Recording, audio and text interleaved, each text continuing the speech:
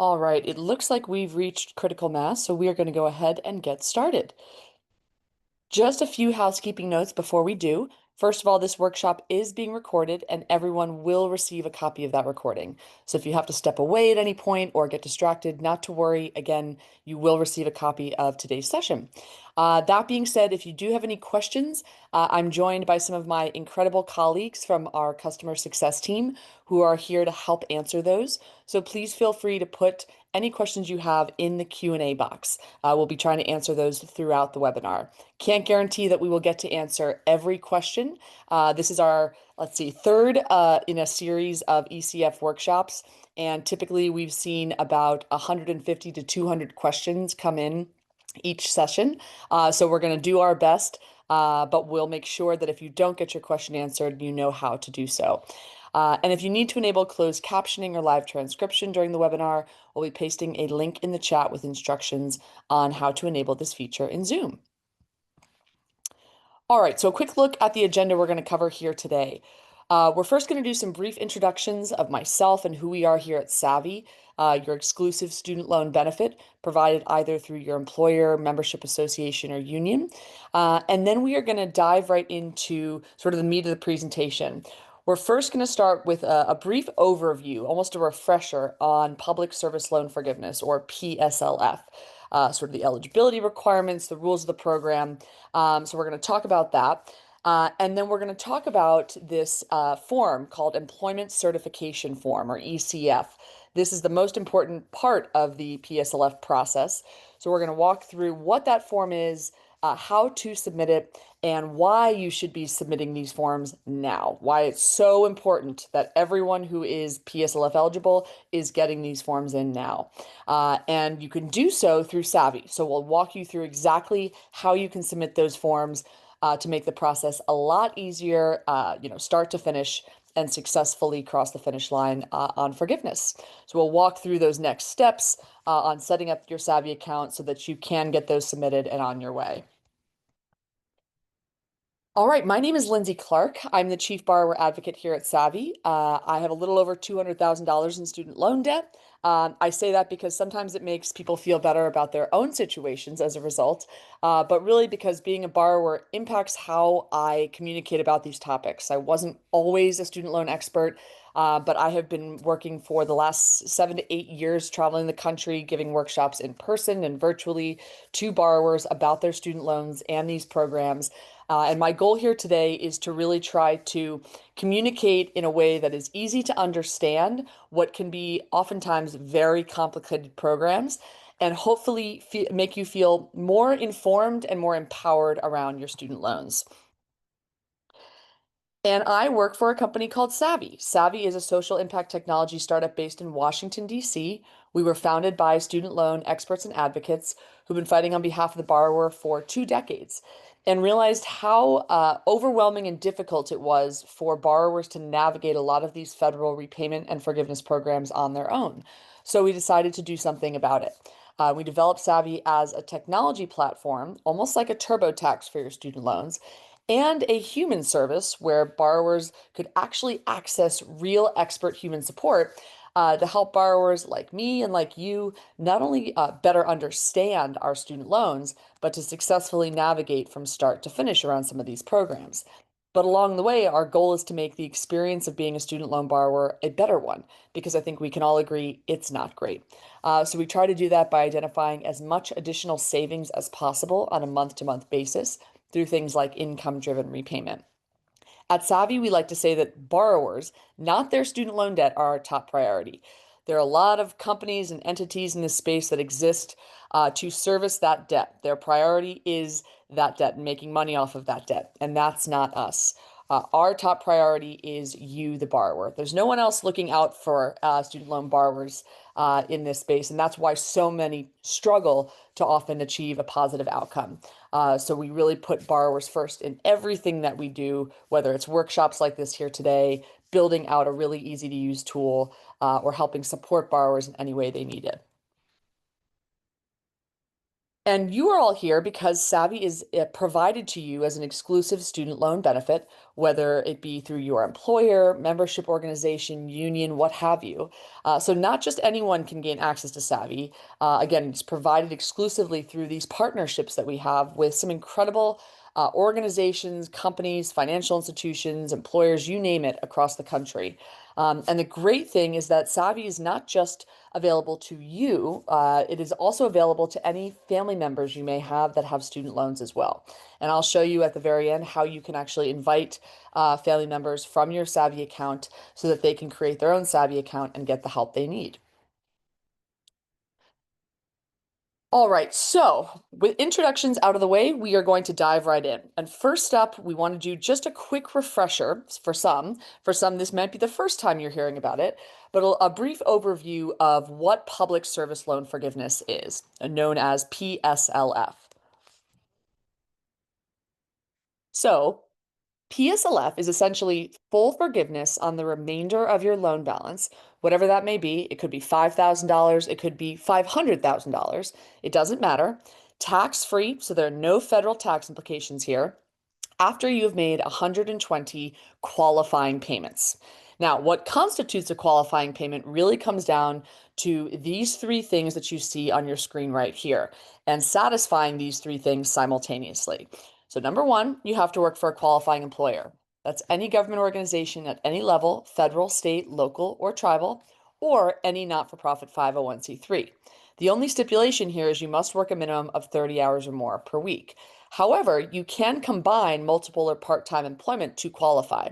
So if you have one part-time employment, that works for a qualifying employer and another in which you're working for a qualifying employer, you can combine those employments. Again, all the employers, though, that you're combining must be eligible. All right. So you don't just need to be full-time at one institution in order to qualify. You can combine multiple part-time employments. One other thing about employment, this program is retroactive, going back to October 2007. Why October 2007? Well, that's when it was signed into law. So any qualifying employment that you've had from October 2007 to present day is fair game for the program. Unfortunately, any employment prior to October 2007 is basically considered irrelevant for the purposes of this program. So the clock really starts October 2007. And if you're just finding out about this now and haven't, applied or done anything, that's okay, because again, you can retroactively get credit going back to that date.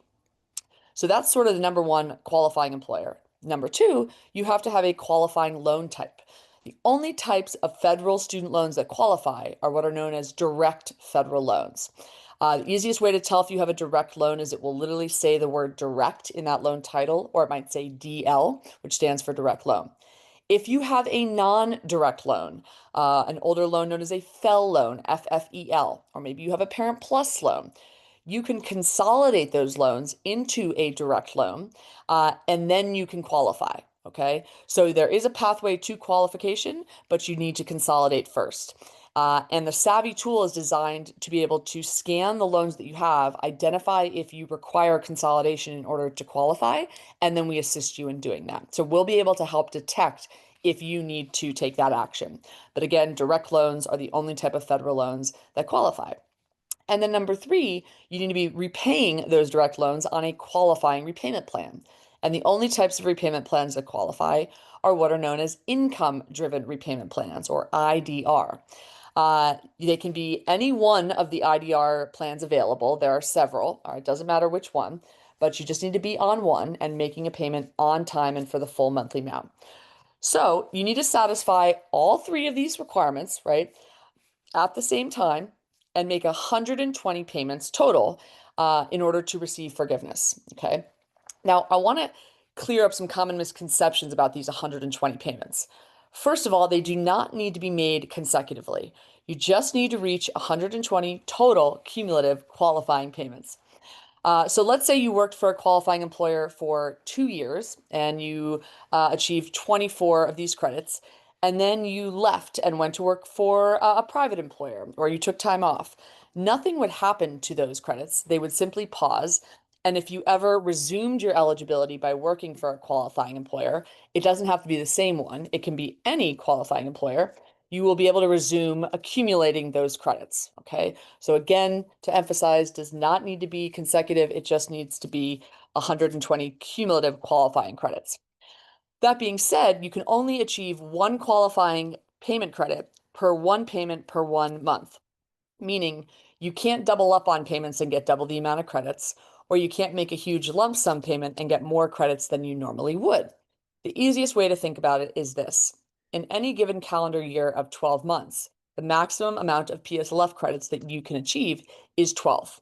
Okay, so if you can only get a maximum of 12 credits a year, right, and you need to reach 120 total, all right, you are all very smart and can do the math here. That's 10 years minimum before you'd be able to receive forgiveness. And that's why many people describe PSLF as a 10-year program. But I discourage you from thinking about it in terms of years, because I've seen plenty of borrowers who have worked in public service for decades, if not more, but didn't satisfy the other requirements and therefore didn't actually accumulate qualifying credits.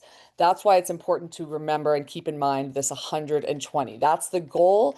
That's how they are going to determine whether or not you will actually receive that forgiveness and sort of cross that finish line. So there's no way to do it sooner than that. It will be a minimum of 10 years, and that would be if you were doing it consecutively. All right, wanted to just provide a quick policy update related to PSLF. Many of you might have been hearing things in the news related to the program, its future, what's happening, and things like that.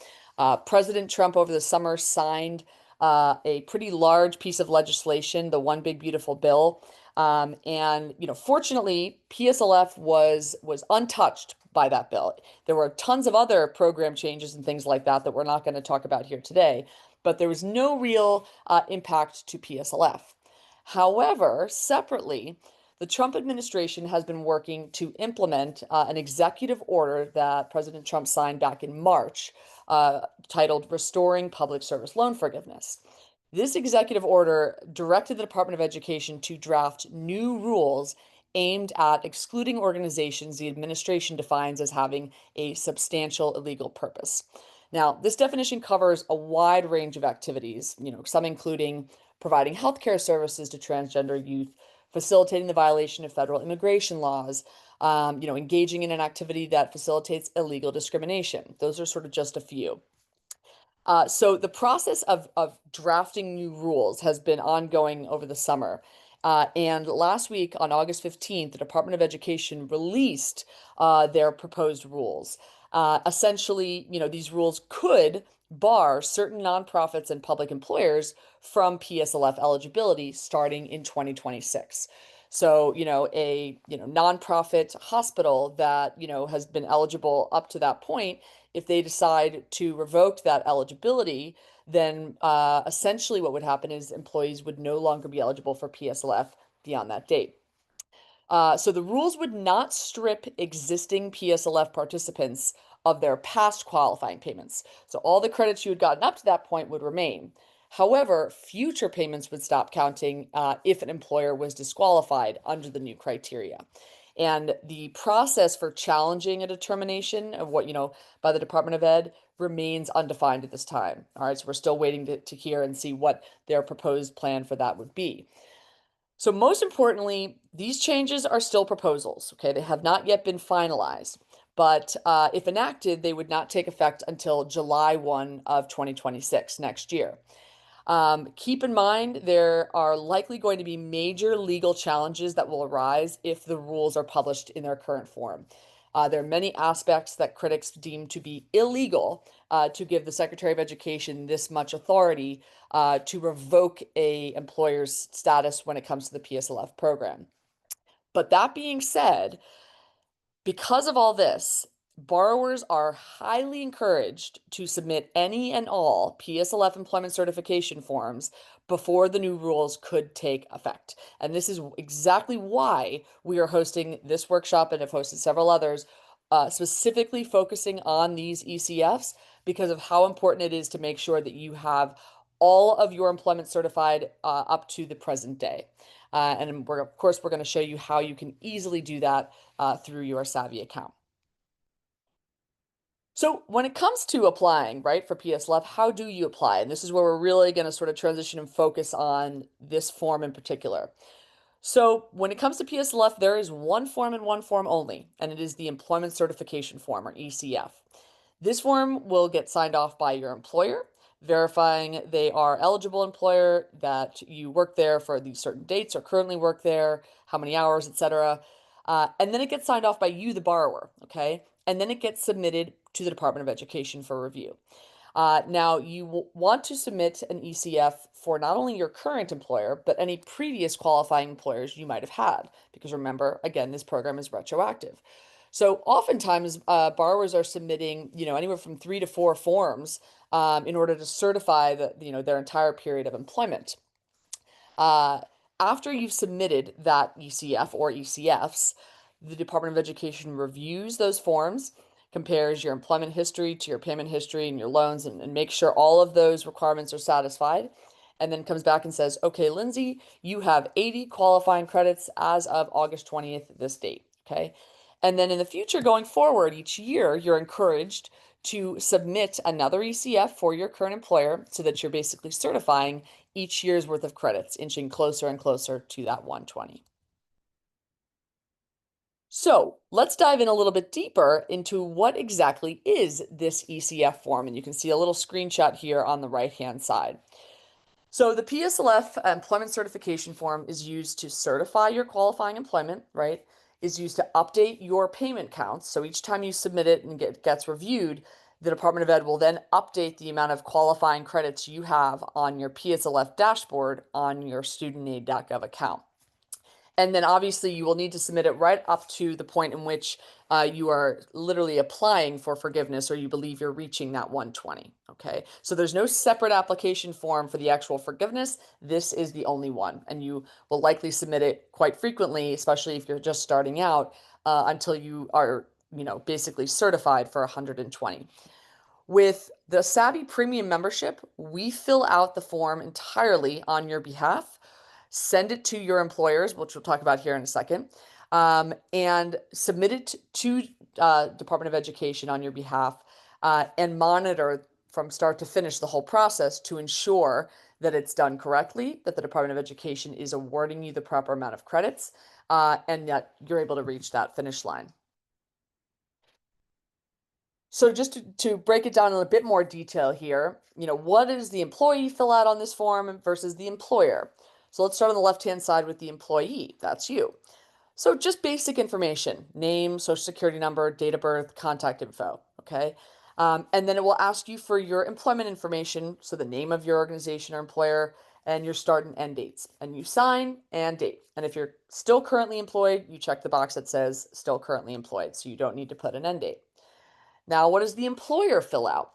Well, the employer section includes the Federal Employer Identification Number, or what is known as EIN. This is the IRS tax number that organization is given, that the Department of Education uses to detect and determine if it is a qualifying organization. Okay, so they have in their system a database of all of the EINs that qualify, and so the employer will need to write that number into the form, the employer address, website, and then usually, the person filling this out at your employer is someone in HR or with access to employee records. Okay. Again, usually someone in the HR team. And so that person will fill out their name and title, their phone number, work email, and they will sign and date the form. Okay. So those are sort of the two primary roles, the employee side and the employer side. And then once that's filled out, it gets submitted to the Department of Education. Now, why submit these forms through Savi? Well, because accuracy absolutely matters. I will tell you up till about, I would say maybe a year ago, the rejection rate of PSLF applications was more than 95%. This is because the forms were filled out incorrectly. They may be missed. I mean, if you miss a line, if you fill out the date in the wrong date format, if you don't put 00 for day, 00 for month, they will reject it. If you type your signature instead of sort of tracing it or actually physically signing it, if there is the wrong EIN number on there, again, all of these lead to rejections. And you can see here, These might not seem like big mistakes, minor clerical errors, but they will get rejected. And what that means is it's going to delay your progress in getting these forms certified, your credits certified. And it's really important that you get this done and all of your credits certified officially on your Department of Education account before any of these changes go through. After, if there's any risk, and even if there isn't, and you're not sure, change in the status of your employer, it will be nearly impossible, I will say, to get that certified in any sort of I would say with any type of speed, let alone accuracy after that happens. So we want to make sure everyone has their credit certified into their account as soon as possible. But you can see here that these are some of the reasons why these ECF forms get denied or rejected for these very minor errors, right? Wrong or missing EIN, 38% of the rejections. Employment dates don't match the payroll records, 25% of rejections, right? Missing or invalid signatures, 20%. And I will say this, these mistakes can cause further processing delays because when these forms get submitted to the Department of Education, right now there's a huge backlog, okay? I would say over 1 million applications are still in the backlog, meaning it's taking months for the Department of Education to review them and for a borrower to hear back on the results and get those credits certified. So if you submit an incorrect application, then a few months go by, and then you hear it's rejected, right? Which is what's going to happen. You're not going to hear it's rejected right away. A few months go by, and then you hear it's rejected. Then you've got to fix the form, resubmit the form, then wait another several months, right, in order to hopefully get those credits certified. Now you're really pushing closer to this next July, right? And so again, really important. Accuracy matters. We remove all human error from these forms in the way that we have set this up. We make it impossible for a form to be submitted incorrectly, and we know this. And we have a 99% acceptance rate on all forms that get submitted through Savi. But again, we just don't want to see anyone's forgiveness timeline pushed or run into further issues trying to get their credits certified. Couple of other reasons why submitting through Savi, it makes things a lot easier. First, we work directly with all of your employers. We work with the HR team. They have their own Savi portal in which all of the ECF forms that are coming in are right there tracked, and they are able to open them up. They know exactly what to do. And usually you'll see a signing turnaround from HR within 24 hours, if not less. Okay. That means speed, accuracy, it's getting to the Department of Ed. Versus when you are trying to do this maybe on your own, maybe you bring the form to someone, but they're not the right person, or it sits on their desk.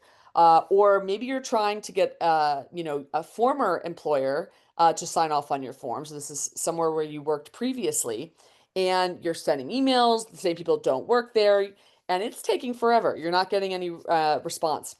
Well, Savi handles not only your current employer, with which we have relationships and partnerships set up around this whole process to make it easy. We also handle sending any ECFs to any former employers you might have. So we will pre-fill the form, we will reach out to them, we will reach out to the HR teams and the contacts and ensure that we get that signature. Okay, so that you don't have to worry about printing something out, driving an hour away to an old employer, trying to track someone down and get something signed that may be signed incorrectly. We handle all of that, again, for not only your current, but any previous employers. And we do the follow-up. All right, so we make sure the forms are not only accurate and we're getting them quickly, but let's say a former employer hasn't signed and it's been a week, we send reminders. We have all of that built in order to make sure those forms get signed. And then once we submit them on your behalf to the Department of Education, so there's no faxing needed on your part. We monitor the progress of those applications on your Savi dashboard. So, right now we know because we are so in tune with all the sort of the processing times across any application right now with the Department of Ed, we know the estimated and average wait time, for an ECF. If it exceeds that, let's say it's been 4 months, which is a little long, by our standards and what's happening right now, We have monitors in place to detect that, and we'll reach out to you and the Department of Education to figure out what's going on, if there are any issues, and get those resolved. So again, we sort of are monitoring the entire thing start to finish, not only your current employer, but any of those previous employers. And I will tell you, the previous employers, that's usually the hardest part for people to try to track down, and get those forms signed because they're not working there anymore. They don't know who to contact, right? Leave it to us. Now, why should you submit these forms now? I know I've emphasized this a bit, on some of the previous slide, but these policy changes may be coming, okay? And you want to verify and get credit for your employment certified in your student aid account before any potential changes, okay? Again, those changes would, only impact the status and eligibility of you and your employer going forward, and they would still be able to get credit for time worked up to that point at that employer.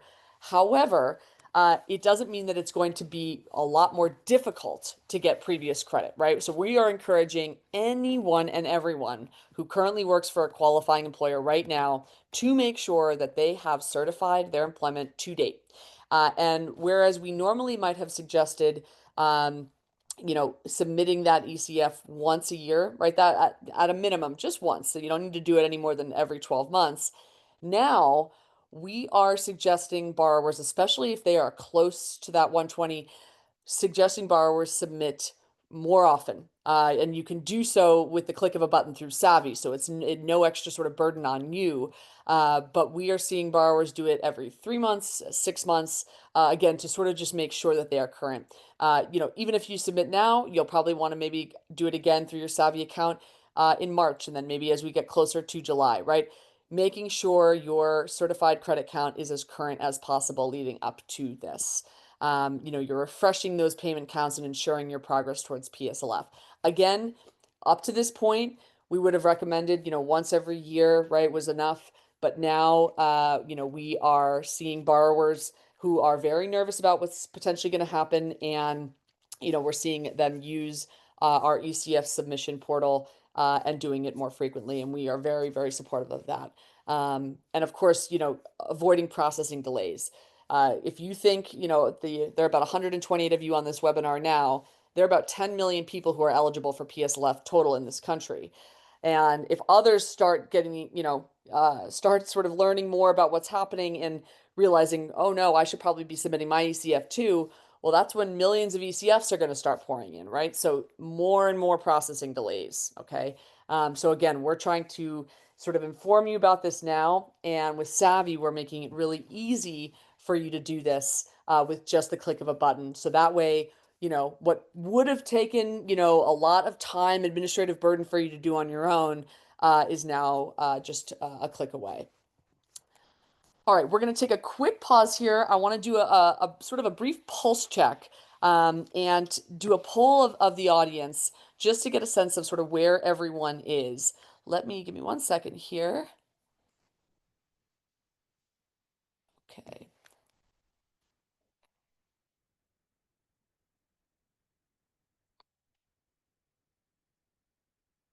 Let's see. You know what? I do not see my poll in here. I apologize, everyone.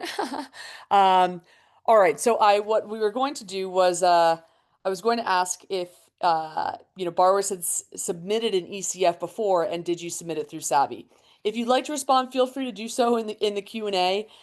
Just curious to see. For some reason, it's not allowing me to pull open this poll. But that was the question we were going to ask. But we're just a little curious to see. Maybe how about this? If you've submitted an ECF before, maybe raise your hand. Get sort of a sense of how many people have.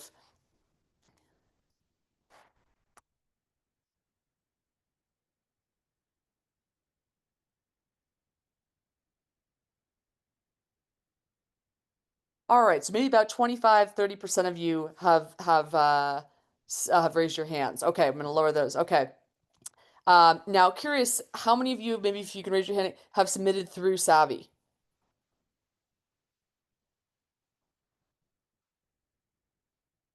All right, we're seeing some more. So it sounds like, maybe most of you have not submitted an ECF before, and that's okay. That's exactly why we're here, and I'm so glad that you're all here.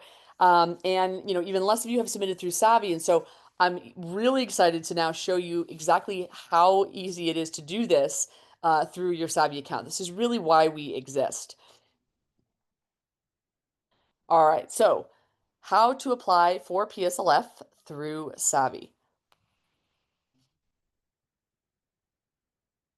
All right, so to get started for existing users, you can log into your Savi account by visiting the link you see on your screen here. And maybe if one of my colleagues on the support team is able to post that in the chat so that attendees can click, or you can scan this QR code. If you are a new Savi user and you don't have an account yet, check your email right after the workshop. We'll be sending you an email with a link to access and activate your account. And you don't need to sort of, if you'd like to kind of just listen and follow along for now, totally fine. I actually recommend that. And then you can sort of get into your account afterwards. And we'll make sure, again, everyone has all of this information to access their account in the follow-up email that you'll all be receiving. But most importantly, in order to access and take advantage of our ECF sort of submission portal, so, signing and sending and submitting between you and various employers, whether current or previous, all of these forms, that requires you have an active Essential or Pro membership, all right, for the 2025 calendar year. Uh, it's not sort of part of our free account only because it requires a lot of extra diligence and effort by our team to sort of put that in place, and sort of we'll explain why. And just as a refresher, there are, different ways in which you can use your Savi account. And you can sort of choose which one, is best for you.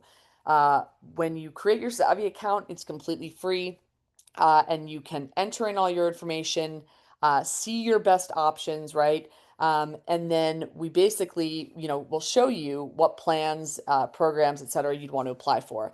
And if you select our DIY plan here on the left, completely free, you will do that on your own. So we're basically going to do everything up to the point in which you will be responsible for submitting those applications on your own. All right.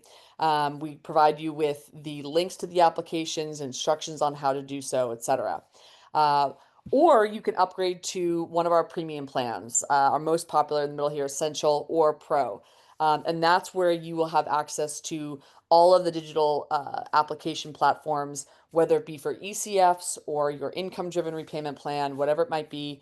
You can submit as many ECFs as many times as you'd like, on that Essential plan, all pre-filled, digitized, etc., all the monitoring. And best of all, you get access to one-on-one human customer support at any point in time via phone, chat, through your Savi account, email, etc.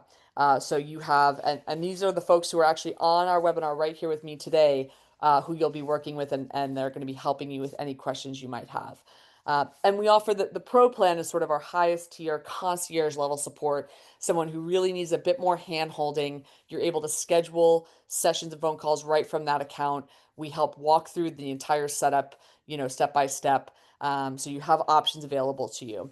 You can see where, or I should say, you can see what status your Savi account is from your Savi dashboard. When you log back in on the left-hand side, it will show you, your Savi account, whether it's DIY, Essential, or Pro. If you're not sure, you can also right from there, select to upgrade to Essential or Pro if you don't have one of those already. Now, when it comes to submitting that ECF with Savi, first step is you want to make sure that all of your current and previous employers are added into your Savi application. So as part of that process, right, we have an employment section where we are asking what your employer is. I highly encourage you enter not only your current employer, but any previous employers you might have had, right? That way we're able to get the ECFs for all of them and give you a sense of exactly how far along we estimate you to be towards that 120. So you'll be asked, what state did you work in, employer's name.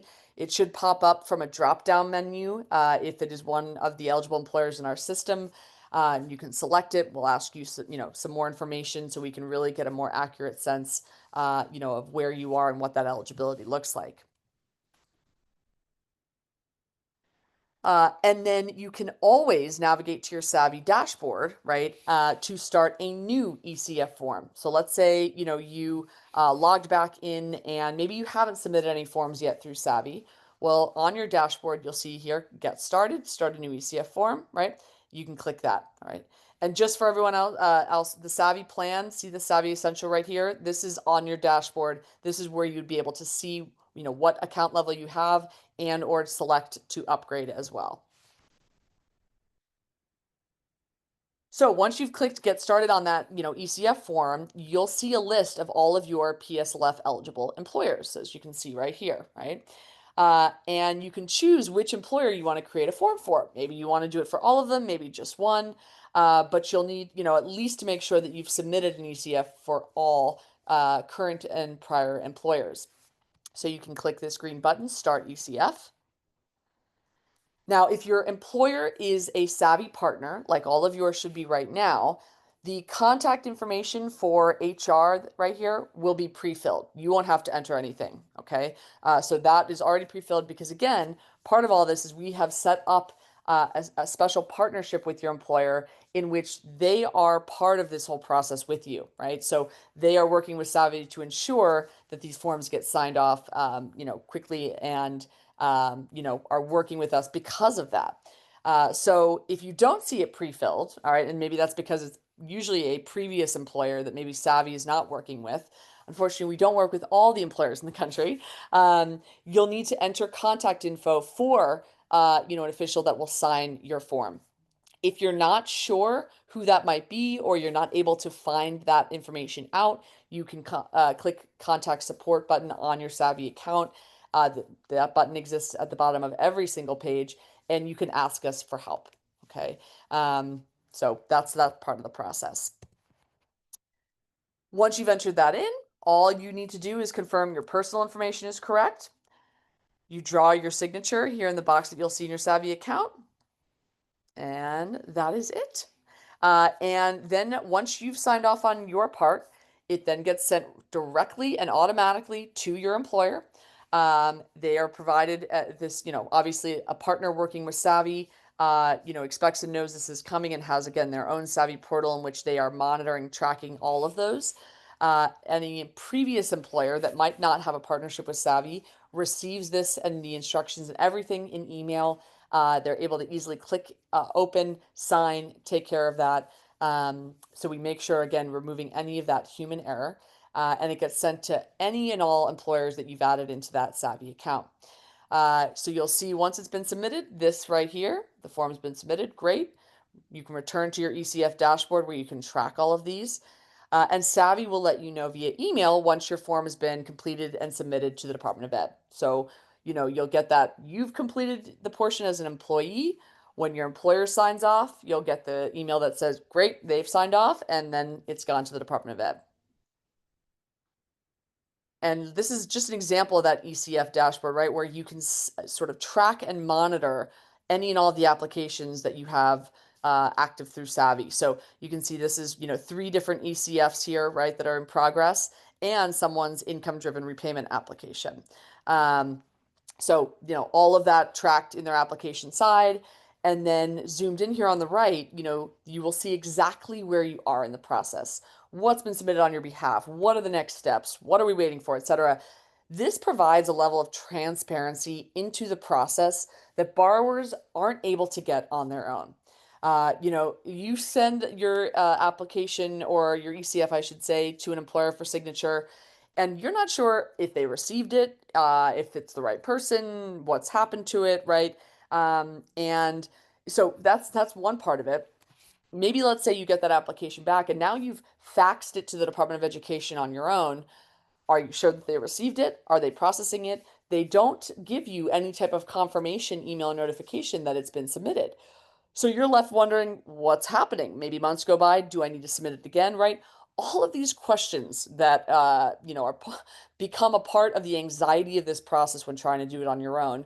We are acutely aware of these pain points, and that's exactly why we designed and built the application and the technology we did to make sure that at any step of the way, someone knows what's going on, where their application stands, even if it is, okay, now we're in the 2 month review period where, this is the sort of the window of time in which the Department of Education has and usually has to review those. It's going to take this long. Those expectations are set. And that way, if there are issues, things are taking longer than they should, we're able to monitor and flag those things and help resolve them. So again, it takes away a lot of the administrative burden and anxiety that borrowers experience when trying to do this process on their own. And last but not least, at any point in time during this whole thing, any questions, concerns, anything, you receive, a notice from the Department of Education, you're not sure what it means, you have our amazing expert customer support team at your disposal. So you can click contact support right from your Savi account, access our help center. You can message our support team, chat live, and this is live human support. This is not AI. We do not use AI. These are actually, again, some of my colleagues that you see on this webinar here today. Or we have a telephone number that you can view from the contact support modal as well. So it's really just a click away. Any of the questions that you have that need to get answered, any concerns, we're always here for you. All right, so to wrap things up, just a few next steps. One, making sure you have access to your Savi account. Look out in your inbox. We'll be following up with an email with all of the things you might need. Two, enrolling in Essential or Pro. This is going to give you access to that entire ECF portal and dashboard, allow you to submit as many ECFs as you need to, but submit them with confidence. And you're going to want to go ahead and do that as soon as possible. I can't encourage this enough. Really make sure, even if you have, especially if you haven't done it before, get those forms in so that you can get your credits officially certified before we sort of go into a bit more uncertainty here when it comes to, potentially employers becoming disqualified.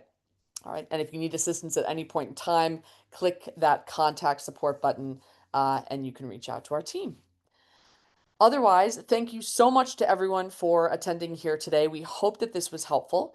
If we didn't get to a question, please feel free to reach out to us through your Savi account. But otherwise, I think it looks like our team got to every single one of the, looks like almost about 100 questions or so. So thank you so much to our customer support team for joining me on this webinar. I just saw one that came through. Someone says, thank you so much, feeling a lot less anxious now. Keep on doing the great work, everyone. Well, thank you to whomever said that. We appreciate it. Again, any feedback is always welcome, and we look forward to helping you, through this process and reaching that finish line. Thanks so much, and have a great day, everyone.